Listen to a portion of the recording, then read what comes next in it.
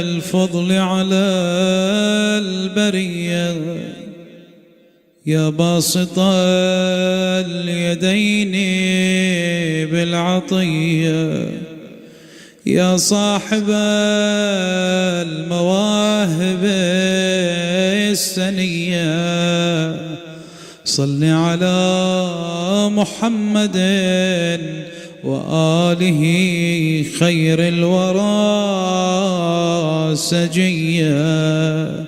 اللهم صل على محمد وآل محمد واغفر لنا يا ذا العلا في هذه العشية. بسم الله الرحمن الرحيم. اللهم إني أسألك برحمتك التي وسعت كل شيء وبقوتك التي قهرت بها كل شيء وخضع لها كل شيء وذل لها كل شيء وبجبروتك التي غلبت بها كل شيء وبعزتك التي لا يقوم لها شيء وبعظمتك التي ملأت كل شيء وبسلطانك الذي على كل شيء وبوجهك الباقي بعد فناء كل شيء وبأسمائك التي ملأت أركان كل شيء وبعلمك الذي أحاط بكل شيء وبنور وجهك الذي أضاء له كل شيء. يا نور يا قدوس يا أول الأولين ويا آخر الآخرين. اللهم اغفر لي الذنوب التي تهتك العصام.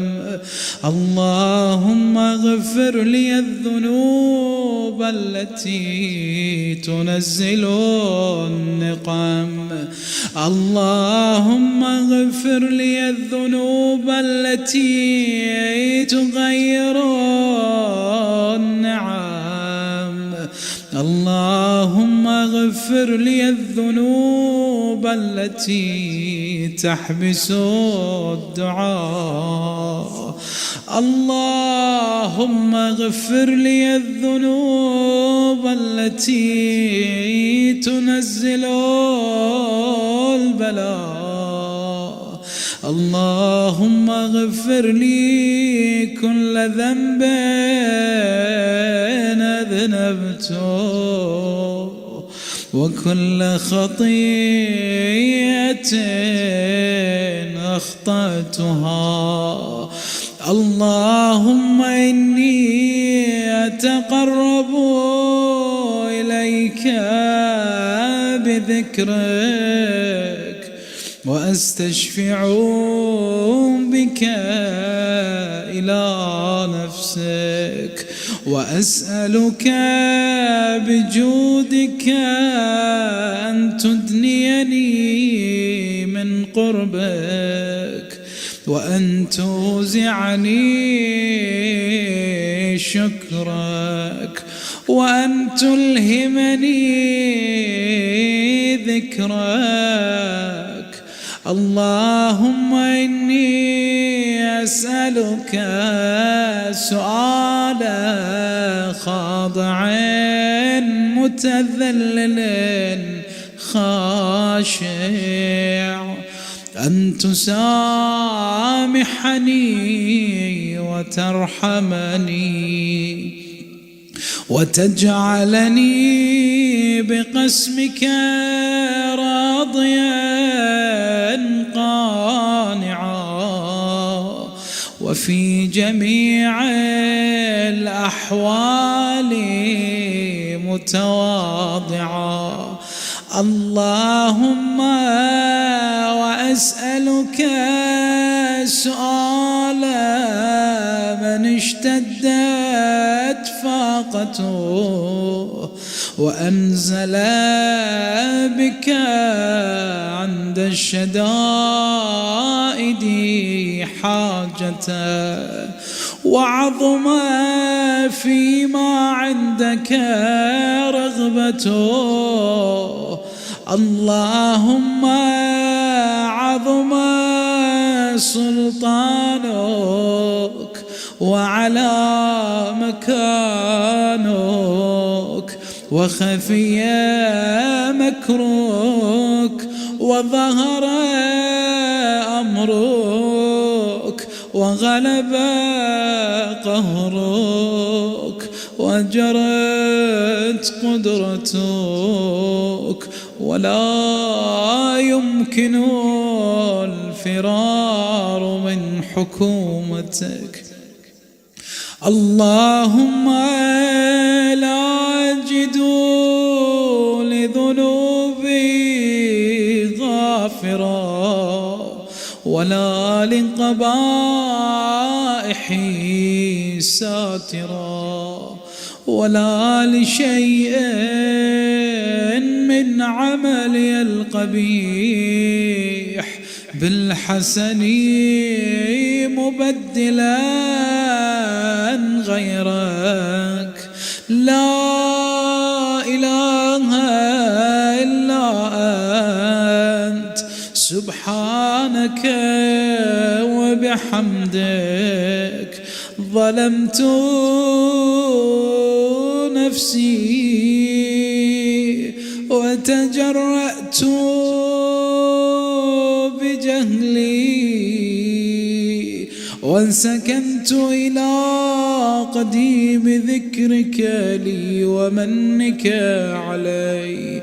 اللهم مولاي كم من قبيح سترته، وكم من فادح من البلاء أقلته، وكم من عثار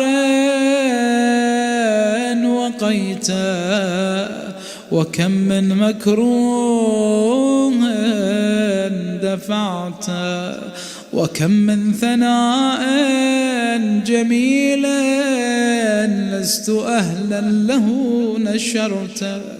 اللهم عظم بلائي وأفرط بي سوء حالي، وقصرت بي أعمالي، وقعدت بي أغلالي، وحبسني عن نفعي بعد أملي، وخدعتني الدنيا بغرورها، ونفسي بجنايتها، ومطالي يا سيدي. فأسألك بعزتك ألا يحجب عنك دعائي سوء عملي وفعالي، ولا تفضحني بخفي ما اطلعت عليه من سري، ولا تعاجلني بالعقوبة على ما عملته في خلواتي من سوء فعلي وإساءتي ودوام تفريطي وجهالتي وكثرة شهواتي وغفلتي. وكن اللهم بعزتك لي في كل الأحوال رؤوفا، وعلي في جميع الأمور عطوفا. إلهي وربي من لي غيرك أسأله كشف ضري والنظر في أمري. إلهي ومولاي أجريت علي حكما اتبعت فيه هوى نفسي، ولم أحترس فيه من تزيين عدوي، فغرني بما أهوى وأسعده على ذلك القضاء، فتجاوزت بما جرى علي من ذلك بعض حدودك، وخالفت بعض أوامرك، فلك الحمد علي في جميع ذلك، ولا حجة لي فيما جرى علي فيه قضاؤك. وألزمني حكمك وبلاؤك، وقد أتيتك يا إلهي بعد تقصيري وإسرافي على نفسي، معتذرا نادما منكسرا مستقيلا مستغفرا منيبا مقرا مذعنا معترفا، لا أجد مفرا مما كان مني، ولا مفزعا أتوجه إليه في أمري غير قبولك عذري وإدخالك إياي في سعة رحمتك. اللهم فاقبل عذري وارحم شدة ضري، وفكني من شدي وثاقي. يا رب ارحم ضعف بدني ورقة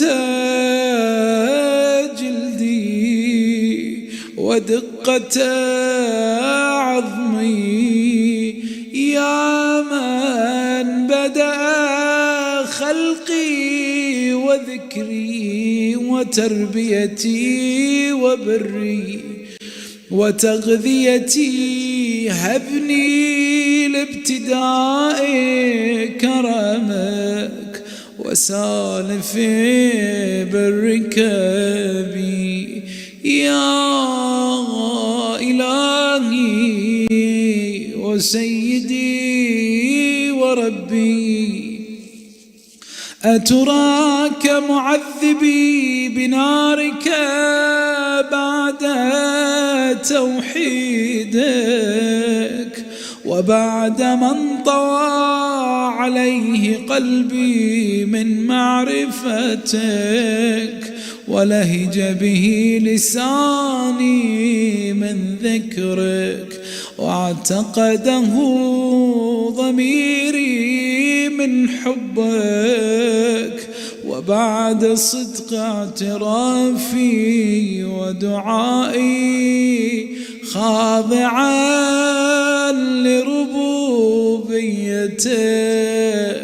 هيهات أنت أكرم من أن تضيع من ربيت،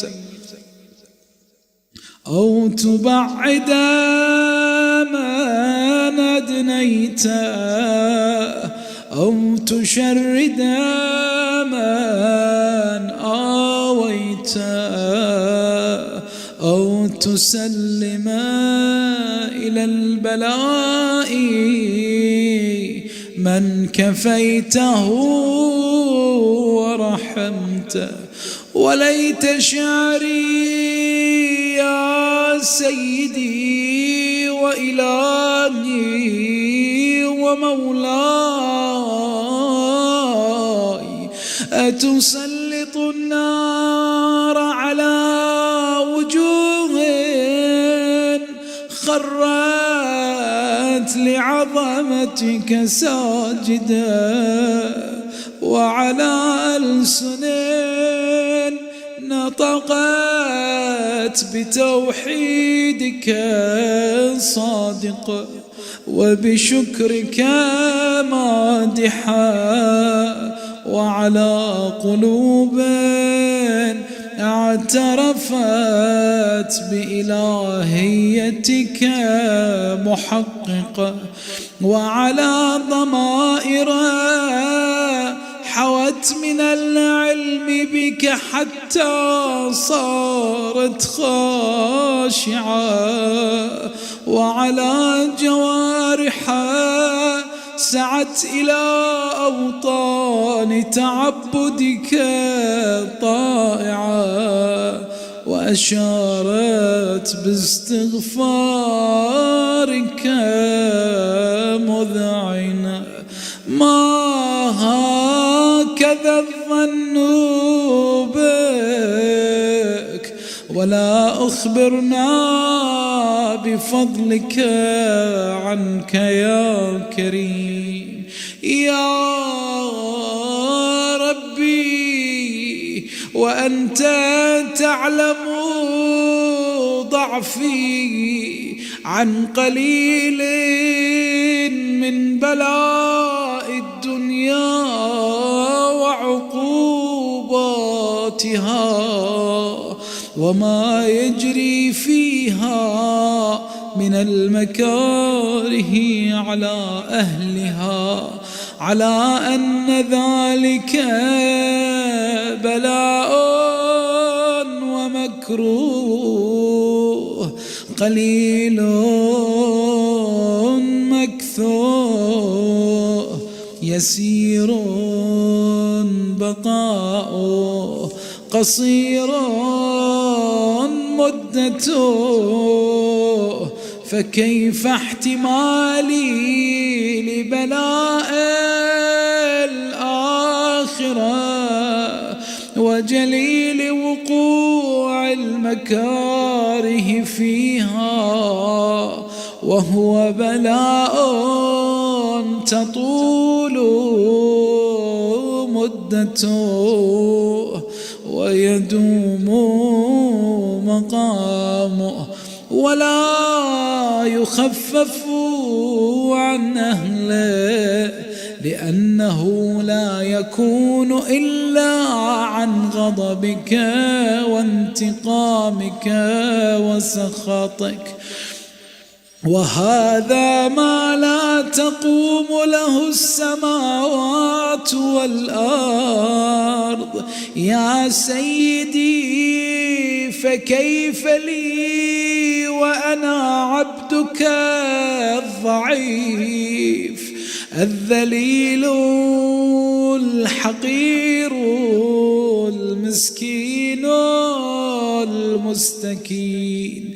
يا إلهي وربي وسيدي ومولاي، لأي الأمور إليك أشكو، ولما منها أضج وأبكي، لأليم العذاب وشدته أم لطول البلاء ومدته. فلئن صيرتني للعقوبات مع أعدائك، وانجمعت بيني وبين أهل بلائك، وفرقت بيني وبين أحبائك وأوليائك، فهبني يا إلهي وسيدي ومولاي وربي. صبرت على عذابك، فكيف أصبر على فراقك؟ وهبني صبرت على حر نارك، فكيف أصبر عن النظر إلى كرامتك؟ أم كيف أسكن في النار ورجائي عفوك؟ فبعزتك يا سيدي ومولاي أقسم صادقا لئن تركتني ناطقا لأضجن إليك بين أهلها ضجيج الآملين، ولأصرخن إليك صراخ المستصرخين، ولأبكين عليك بكاء الفاقدين، ولأنادينك أين كنت يا ولي المؤمنين، يا غاية آمال العارفين، يا غياث المستغيثين، يا حبيب قلوب الصادقين، ويا إله العالمين. أفتراك سبحانك يا إلهي وبحمدك تسمع فيها صوت عبد مسلم سجن فيها بمخالفته،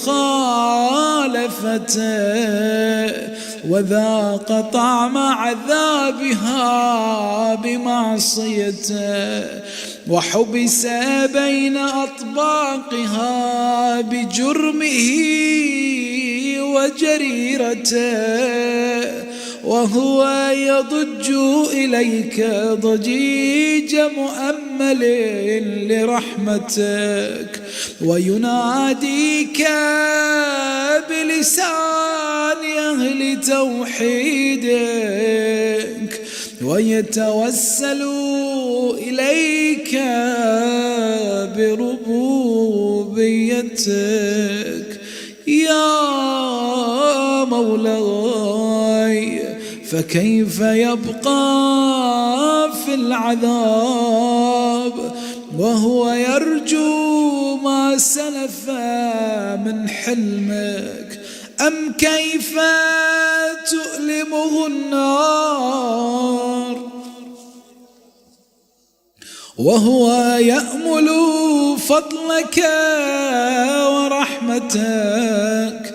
أم كيف يحرقه لهيبها وأنت تسمع صوته وترى مكانه؟ أم كيف يشتمل عليه زفيرها وأنت تعلم ضعفه؟ أم كيف يتقلقل بين أطباقها وأنت تعلم صدقه؟ أم كيف تزجره زبانيتها وهو يناديك يا رباه؟ أم كيف يرجو فضلك في عتقه منها فتتركه فيها؟ هيهات ما ذلك الظن بك ولا المعروف من فضلك ولا مشبه لما عاملت به الموحدين من برك وإحسانك. فباليقين أقطع لولا ما حكمت به من تعذيب جاحديك وقضيت به من إخلاد معانديك لجعلت النار كلها بردا وسلاما وما كان لأحد فيها مقرا ولا مقاما، لكنك تقدست أسماؤك أقسمت أن تملأها من الكافرين من الجنة والناس أجمعين وأن تخلد فيها المعاندين، وأنت جل ثناؤك قلت مبتدئا وتطولت بالإنعام متكرما، أفمن كان مؤمنا كمن كان فاسقا لا يستوون. إلهي وسيدي فأسألك بالقدرة التي قدرتها وبالقضية التي حتمتها وحكمتها وغلبت من عليه أجريتها أن تهب لي في هذه الليلة وفي هذه الساعة كل جرم أجرمته وكل ذنب أذنبته وكل قبيح أسررت وكل جهل عملت كتمته أو أعلنت أخفيته أو أظهرت وكل سيئة أمرت بإثباتها الكرام الكاتبين الذين وكلتهم بحفظ ما يكون مني وجعلتهم شهودا علي مع جوارحي وكنت أنت الرقيب علي من ورائهم والشاهد لما خفي عنهم وبرحمتك أخفيت وبفضلك سترت وأن توفر حظي من كل خير أنزلت أو إحسانا فضلت أو بر نشرت أو رزق بسطت أو ذنب تغفره أو خطأ تستر جميعا يا ربي يا ربي يا رب يا إلهي وسيدي ومولاي ومالك رقي يا من بيده ناصيتي يا عليما بضري ومسكنتي يا خبيرا بفقري وفاقتي يا ربي يا ربي يا رب أسألك بحقك وقدسك وأعظم صفاتك وأسمائك أن تجعل أوقاتي من الليل والنهار بذكرك معمورا وبخدمتك موصولا وأعمالي عندك مقبولا حتى تكون أعمالي وأورادي كلها وردا واحدا وحالي في خدمتك